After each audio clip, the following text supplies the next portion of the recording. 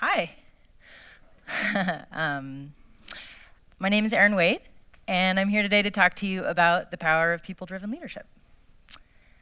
Uh, so I am a co-founder and CEO of Homeroom, which is a mac and cheese restaurant in Oakland, California. And we're achieving some pretty extraordinary results by turning a lot of conventional wisdom about how to run a company, particularly a restaurant, on its head. And so I just wanted to share some of those stories with you today.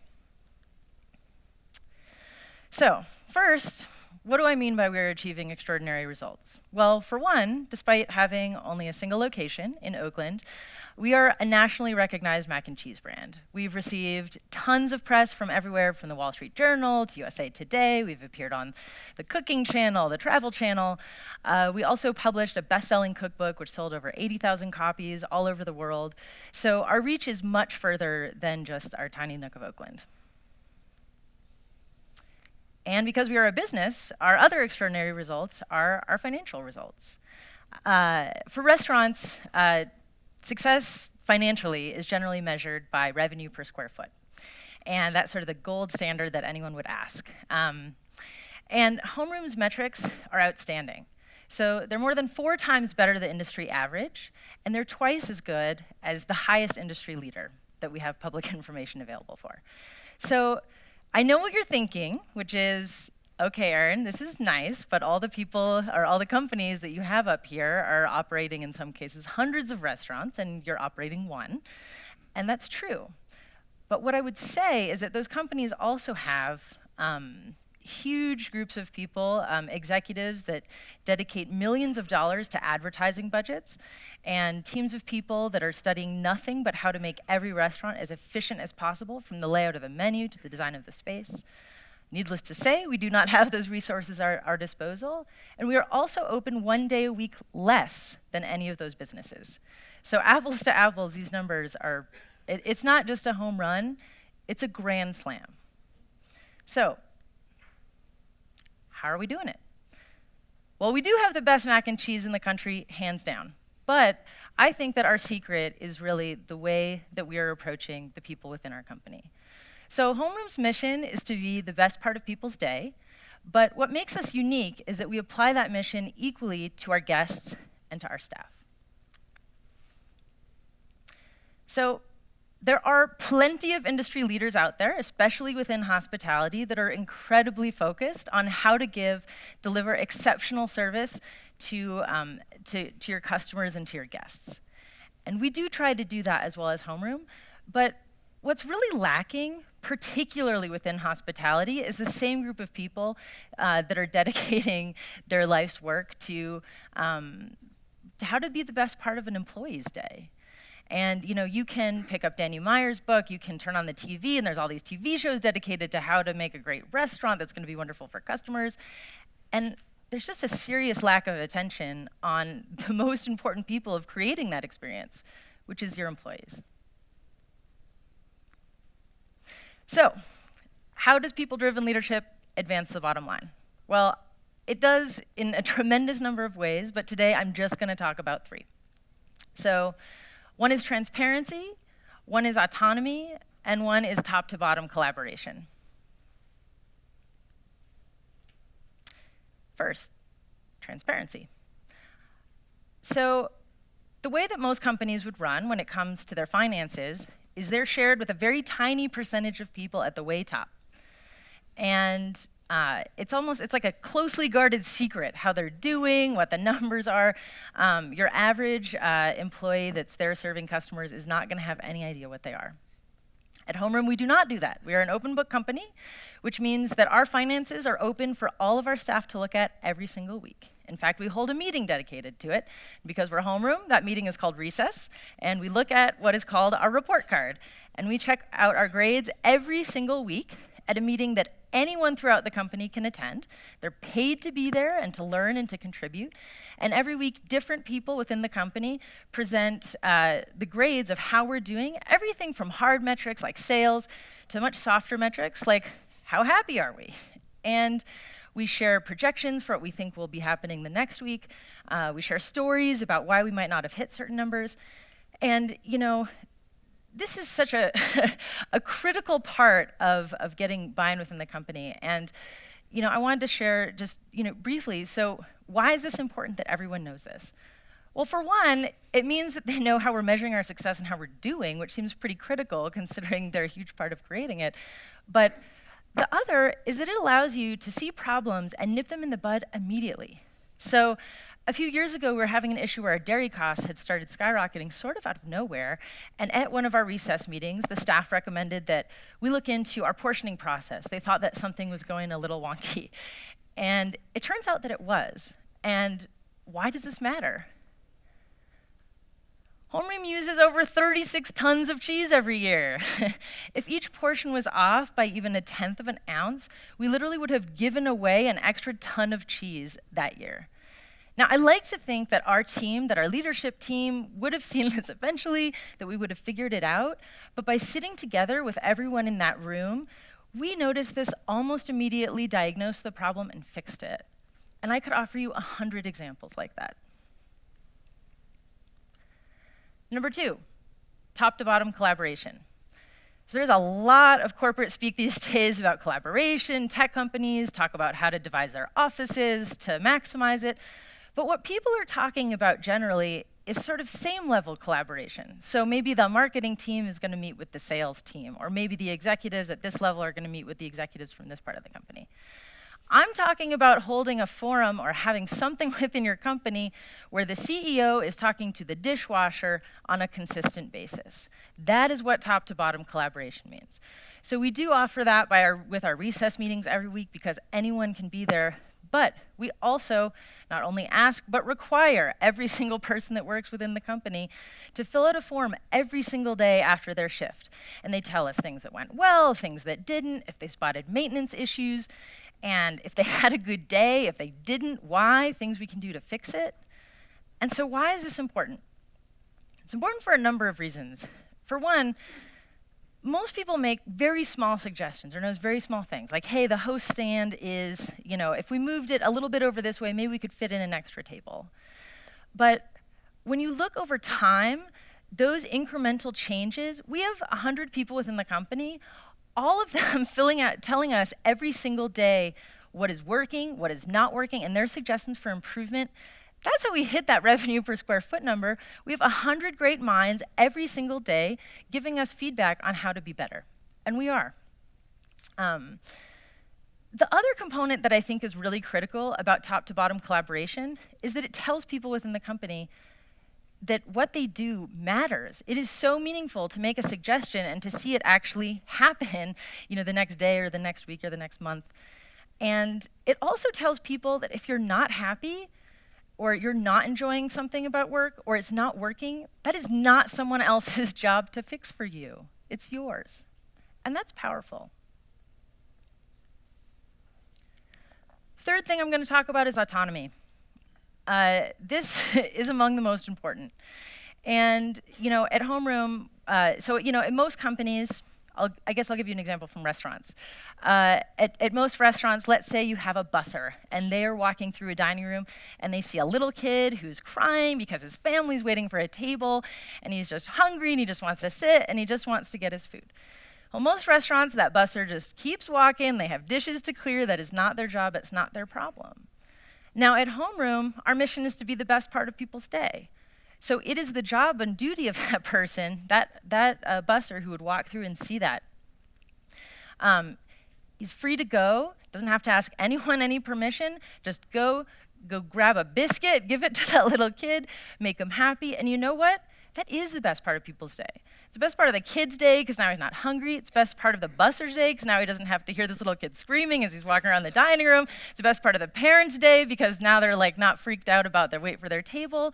And it's such a simple act, but it's an act that almost no restaurant in America is empowering their busser to do.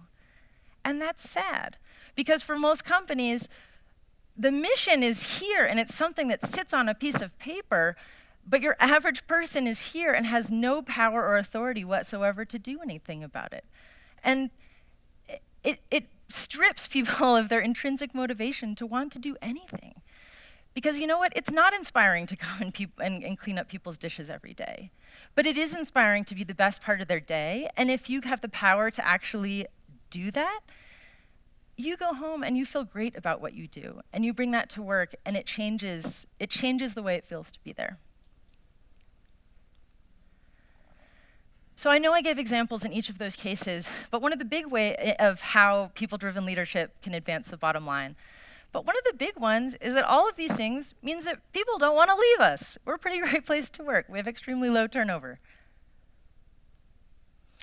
A third of our staff have been with us for 2 years or more, and our turnover rate is 33% lower than is industry standard. And this matters not only in terms of training budget and a recruiting budget, but it also matters in terms of the experience that the employees and the guests are having every time they come to work or they come to the restaurant, because they see familiar faces, and that's what creates the homeroom experience that people are really coming for. So, I wanted to share 3 surprising things that I've learned along the way as well about people-driven leadership. And one is that if you're interested in running a more people-driven company, I would recommend that you hire more women. And I'm not saying this just because I'm a woman, but my background was not in business, it was in law, and before that it was in restaurants as a line cook. And so I have really had like the scorched earth policy on trying to find business leaders that can give me advice, reading books, all these things. And what I was finding time and time again is that a common thread is that either a lot of the most people-driven businesses I was coming across were run by women, or like Zingerman's, they have a large percentage of female leaders. And I have 3 women who've been kind enough to mentor me over time. The funny thing is that 2 of them are actually in this room, which I did not know before I put together this slideshow. And I was going to share an anecdote about one of them, but instead, I'm going to use a sports analogy. So, I really love surfing. It's my favorite sport. And I go at least once a week. And much like business, surfing is, it's very male-dominated. The rules were made by guys. I'm generally in the water almost exclusively with men. And the basic gist is this. If there's a wave coming, only one person should be riding it. Whoever gets there first, it's theirs. Very territorial, very aggressive, and very fun. And I had this really magical experience a few months ago where I went to this sort of secluded beach outside the Bay Area, and for the first time in my entire life, it was almost all women in the water. There's a few men. Never had this. And there was this fundamental shift that happened, and all of a sudden, it was not the every man for themselves culture. It was literally everyone was communicating and trying to figure out how we could get the most people on the waves that day and how we could most safely share as many waves as humanly possible. And it was revelatory. It was incredible. We had so much fun. And the reason that I share this story is because I think that, just like throwing a group of women in the water, I think that this is the way that women naturally tend towards leadership. And I think that if you were interested in running a more people-driven company, get more women in there. So the second thing that I've learned about people-driven leadership is that there's really very few role models. There's not that many companies that are operating this way. And that came as a huge, huge surprise to me. One of the most depressing ways that I've come across this is actually with the frequency with which we are approached for growth.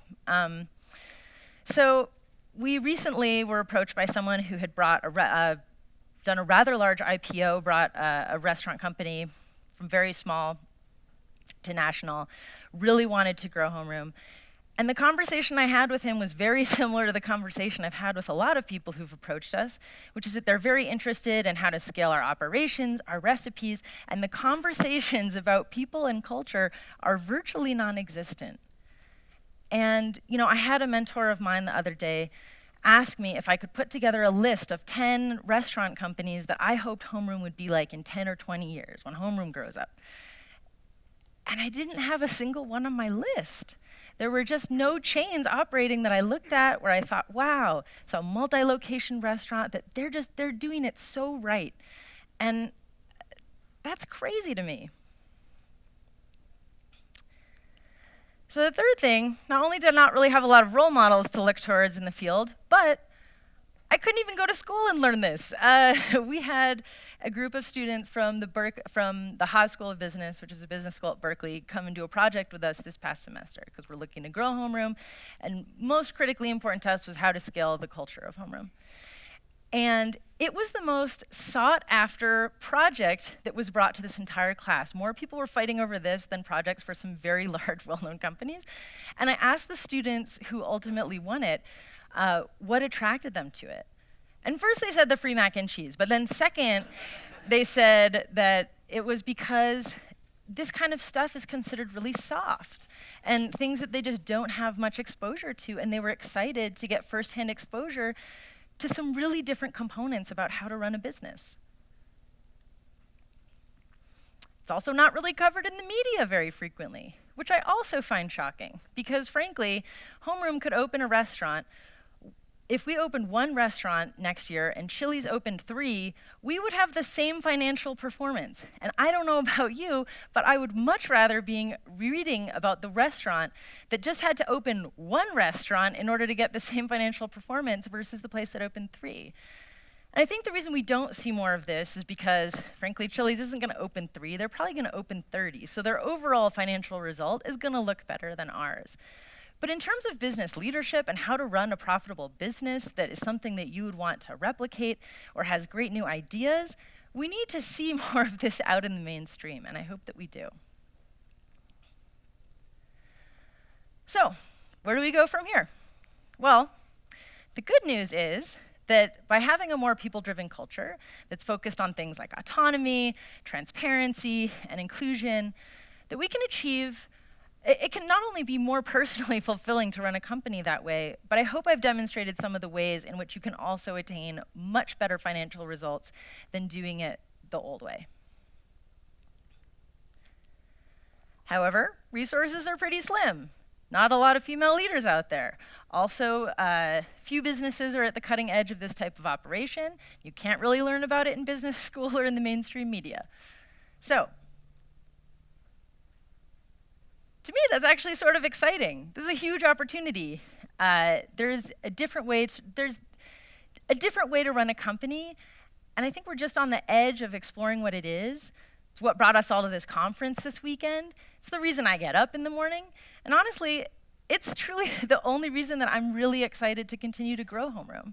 Because while it is exciting to bring mac and cheese to new and great cities and see the smile on people's faces, I'm personally really excited to grow Homeroom because I want to demonstrate that there's a different way of doing things, and it's better for everybody, including the bottom line.